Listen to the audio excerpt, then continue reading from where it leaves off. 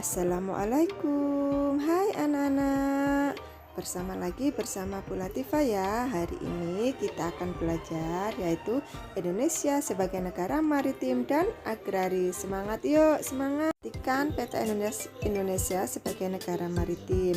Mengapa Indonesia dikatakan negara maritim? Karena Indonesia memiliki 17.000 pulau lebih dengan garis pantai terpanjang kurang lebih 95.000 km. Jadi, laut kaya akan sumber daya ikan dan mineral, menjadi peranan penting dalam jalur perdagangan dunia. Berikut ini adalah potensi maritim Indonesia. Yang pertama, sebagai sumber daya perikanan, di mana di situ terdapat ada tuna, kerapu, udang, dan lain-lain. Yang kedua adalah tempat sebagai pariwisata bahari, sebagai tempat taman rekreasi, kepulauan, dan lain-lain.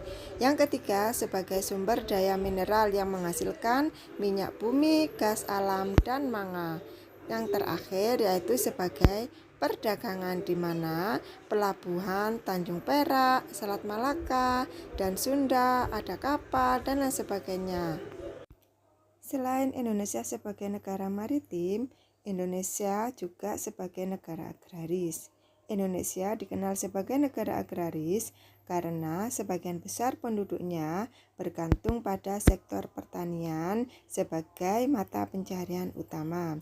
Hal ini didukung oleh faktor-faktor geografis, iklim curah hujan, dan keadaan tanah yang subur, sehingga menjadikannya kaya akan sumber daya alam yang melimpah. Potensi agraris Indonesia ada beberapa.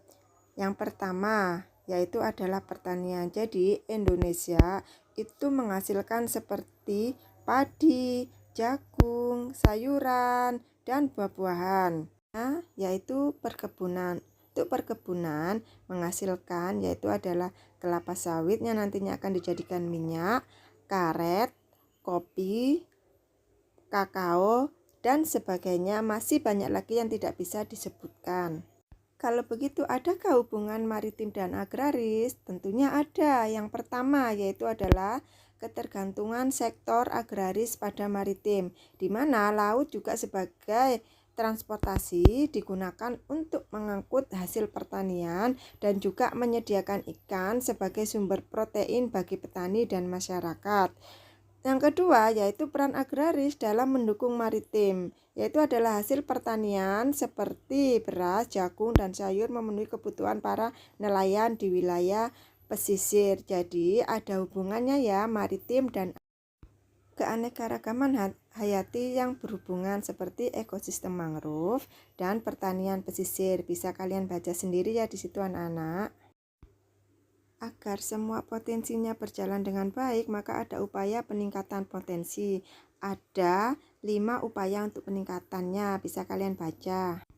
Jadi dari penjelasan tadi, Indonesia memiliki peluang besar sebagai negara maritim dan negara agraris. Terima kasih. Silakan anak-anak kerjakan latihan soal ini ya di buku tulisnya.